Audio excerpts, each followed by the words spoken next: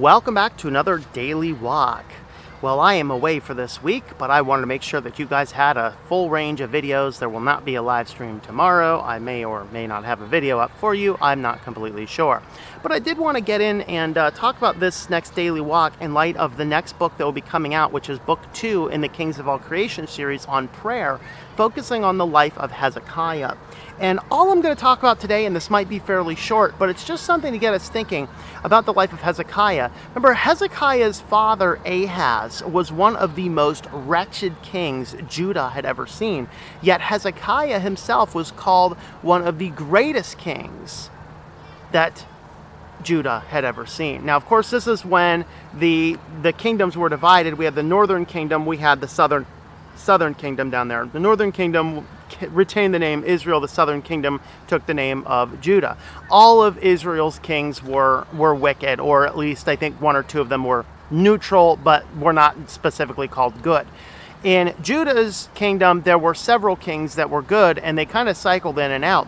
And as I'm getting into preparing for this next book, I'm looking at some of the background and the historicity, and this is an extra biblical argument, but it got me one to be thinking about, just as something to think about.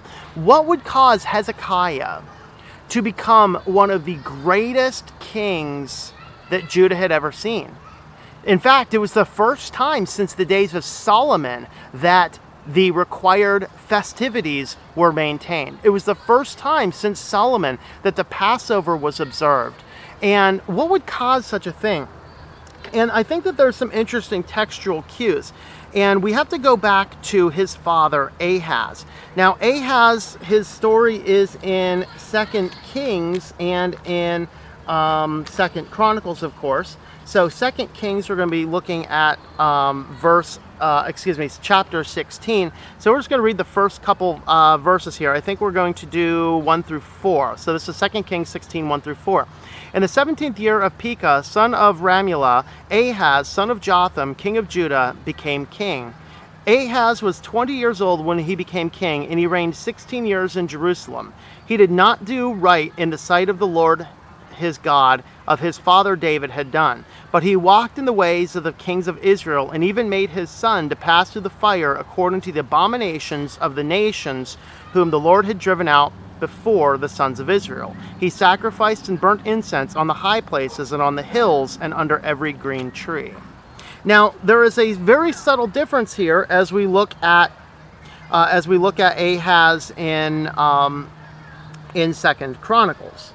So 2 Chronicles 28, and again, we're going to read verses 1 through 4.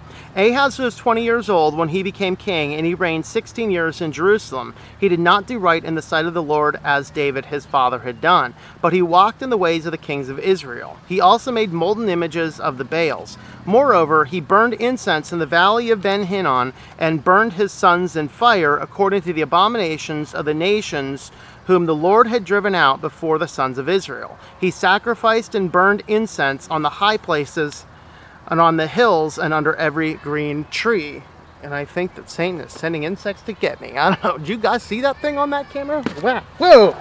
Oh, that's a big bug. Woo. All right. That was fun. So anyway, what I want to talk about here is I want to focus on that one section. He burned his sons in the fire. Now, this is the sacrifice to Moloch. We find many references to this in the Old Testament. Jeremiah talks about it. You know, people who have wickedly sacrificed their children to Moloch. What they would do is there's like a shrine and a fire inside, and you'd pass your babies through there. Literally, your infant children. You just throw them down this chute into the flames and into the fire. Now, in the King's verse, it says he burnt his son in the fire.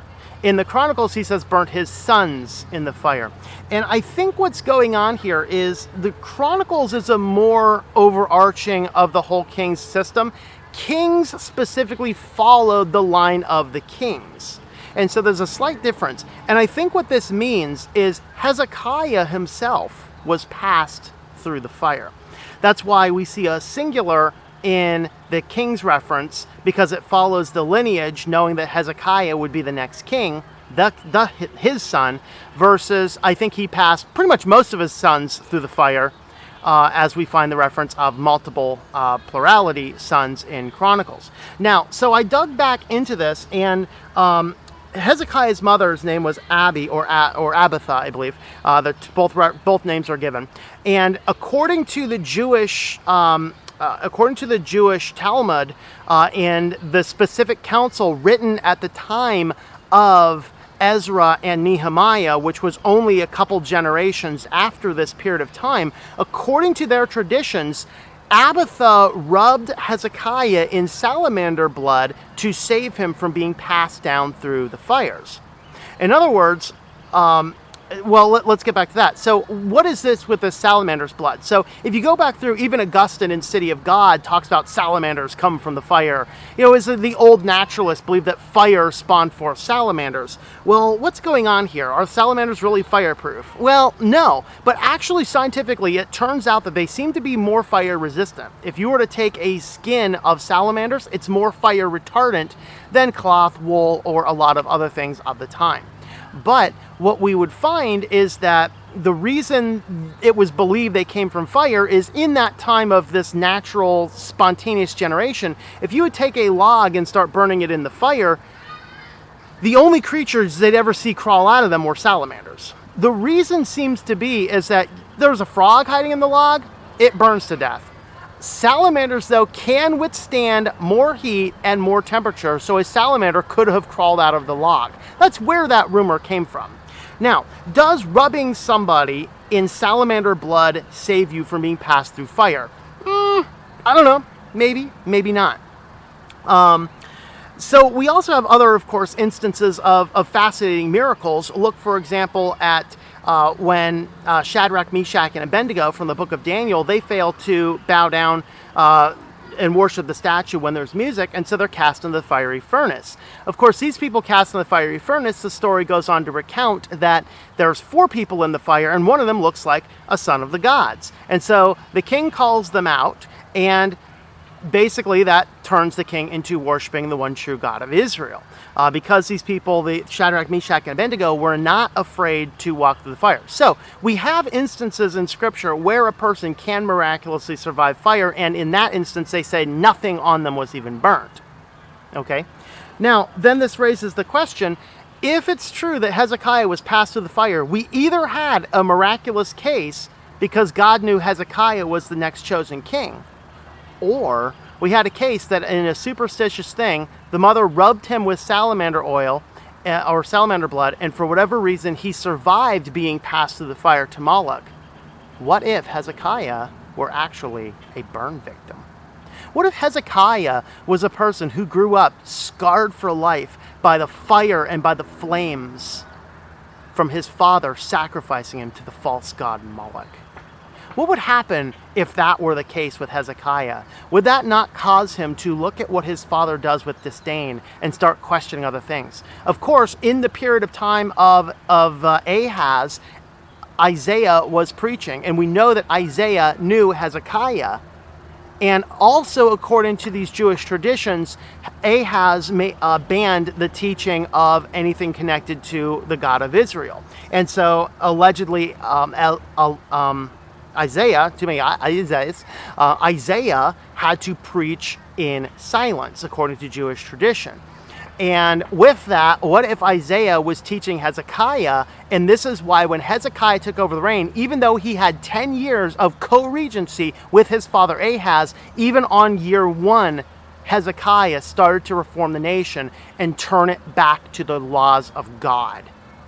What if it is because of all of the suffering at the hands of his father? What if it was because? So it poses this question. What if Hezekiah was burnt because his father passed him through the fires to Moloch? It's a very interesting thing to think about. And yes, that is the type of thing that us crazy, geeky academics look into. But I did read through all the Talmud about those sections, and if I can remember what the links were, I'll go and put them down in the description down below. But it's a fascinating thought. So this kind of brings us into this basic thing. I mean, there's a section in Ezekiel 19 where it looks at the soul that is righteous will survive. Maybe there's some crossplay, overplay to that. But what do you guys think? Is that an interesting theory? Have you ever heard that before? What do you think? Is that potentially valid, potentially not valid? Would that be a reason that Hezekiah turned completely away from everything his wicked father had done? Let me know what you guys think in the comments down below.